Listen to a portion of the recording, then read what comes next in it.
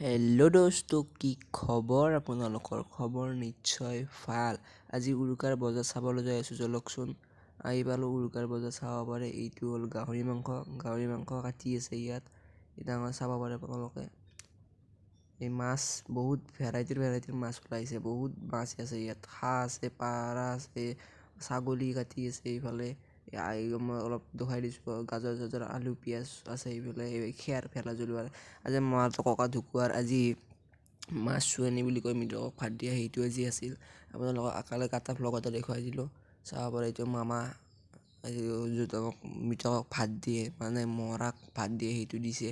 দি কিনে আহিল ৰাতিৰ পৰিৱেশ। এই লেগ পিচ আনিছে।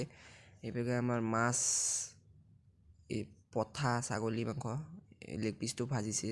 4টা লেগ পিচ আছিল, ভাজিছে। টাইমত আপোনালোকক দেখাই দিছোঁ, চাব পাৰে লেগ পিচটা। বহুত সোৱাদ হৈছে খাই কিনে। এইটো দেখাই দিছোঁ আপোনালোকক। এই পিচ টেঙা আঠি খালে গাইছ বঢ়িয়া লাগে।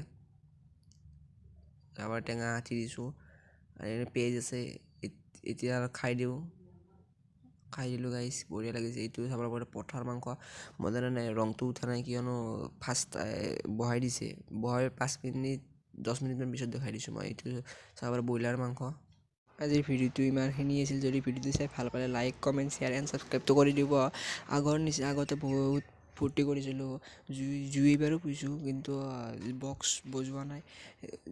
যিহেতু আমাৰ অসমৰ সম্পদেই নাই জুবিন গাৰ্গ, আৰু জুবিন দা কৈ যোৱাৰ নিচিনা উৰুঙা মাঘৰে বিহু। এইবাৰ সঁচাকৈ উৰুঙা হৈ পৰিছে মাঘৰ বিহু। জয় অসম, জয় জুবিন দা, লাভ ইউ।